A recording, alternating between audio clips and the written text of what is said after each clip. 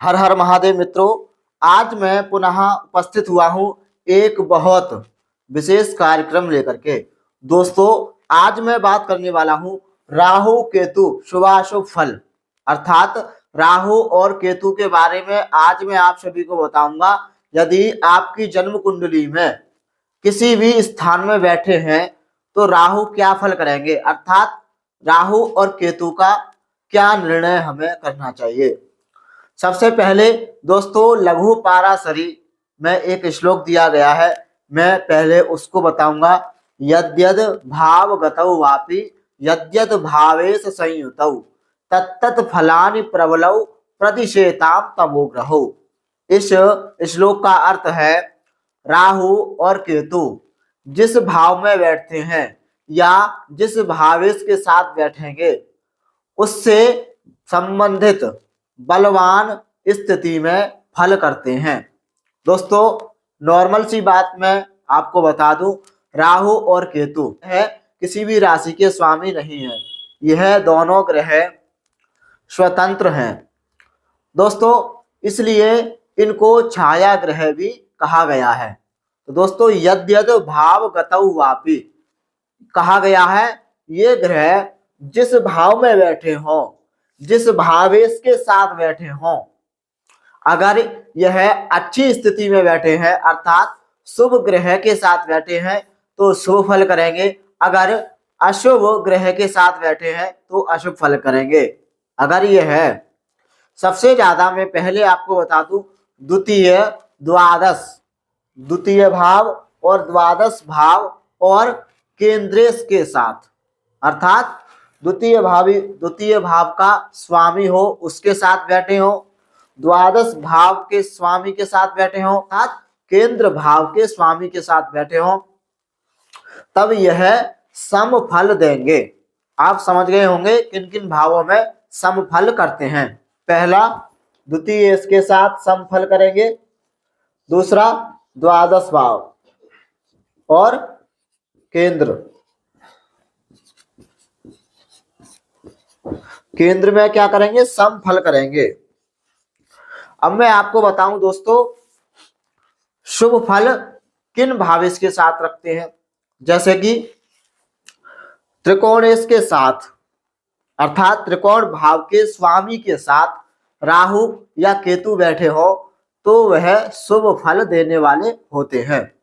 और सबसे ज्यादा अष्टम भाव में पापी माना जाता है राहु को सबसे ज्यादा, क्योंकि यहाँ पर राहु अष्टम भाव में बहुत ही खराब फल करता है। और वहीं पर दोस्तों, इससे कम खराब फल करता है त्रिसठाय स्थानों के स्वामी के साथ अगर राहु और केतु विराजमान हो। अब मैं दोस्तों आपको बता दूं कि केंद्रेश और त्रिकोण के साथ जब भी राहु या केतु बैठते हैं तो उनके फल में दुगुना, उनके फल को द्विगुना कर देते हैं, अर्थात उसको फल में जो है वृद्धि कर देंगे। जैसे मैं आपको बताता हूं, मान के चलिए कि दशम भाव में धनु राशि है, ठीक है। अब दशम भाव का स्वामी हो गया हमारा बृहस्पति, और बृहस्पति हमारा त्रिकोण में बैठा हो और बृहस्पति के साथ राहु विराजमान हो जाए तो केंद्रेश और त्रिकोणेश शुभ फल करते हैं। तो यहाँ पर जो है राहु क्या करेगा, शुभ फल करेगा। बेशक यहाँ पर चांडाल दोष बन जाएगा, लेकिन चांडाल दोष व्यक्ति की कुंडली में इतना ज्यादा खराब नहीं होगा, अर्थात जो पंचम भाव और दशम भाव का अशुभ फल देना चाहिए राहु को, वो राहु नहीं देगा।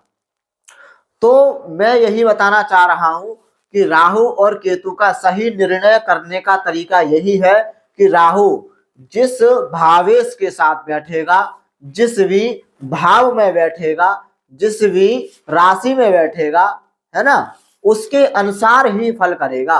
अगर राहु जो है शुभ ग्रह के साथ बैठेगा तो शुभ फल करेगा, अगर राहु मान चलिए अष्टम भाव में बैठा हो तो क्या करेगा, बहुत ज्यादा अशुभ फल करेगा।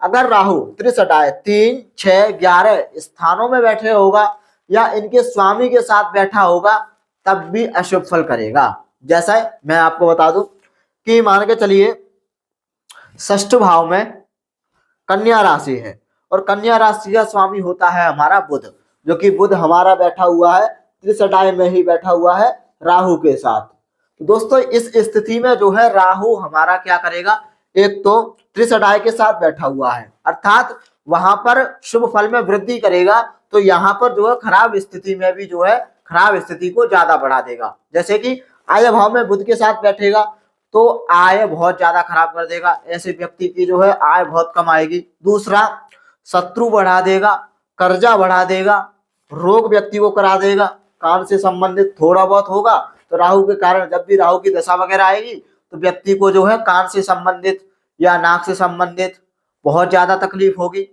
तो मैं आपको यही बताना चाह रहा हूं कि राहु और केतु का सही तरीका यही है कि उनको कुंडली में जब भी देखें तो ऐसी स्थिति में ही देखें। अगर राहु और केतु शुभ ग्रह के साथ बैठेंगे तो शुभ फल करेंगे, अशुभ भाव में बैठेंगे तो अशुभ फल करेंगे, है ना।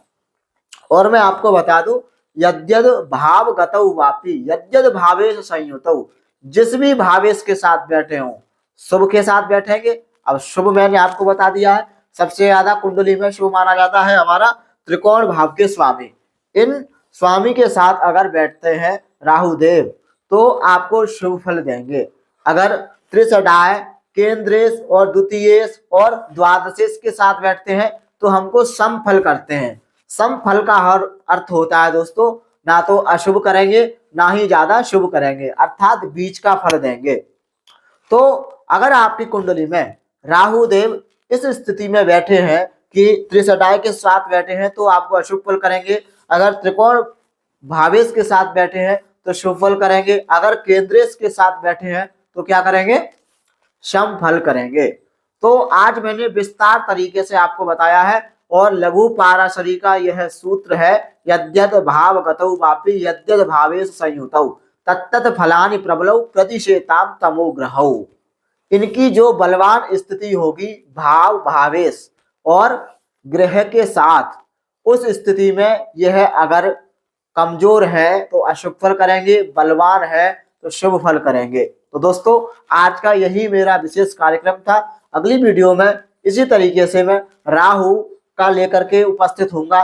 द्वादश भाव में राहु देव अगर बैठे हो तो क्या फल करते हैं व्यक्ति के जीवन में। तो दोस्तों अगली वीडियो में मिलता हूं, जब तक के लिए दोस्तों हर हर महादेव।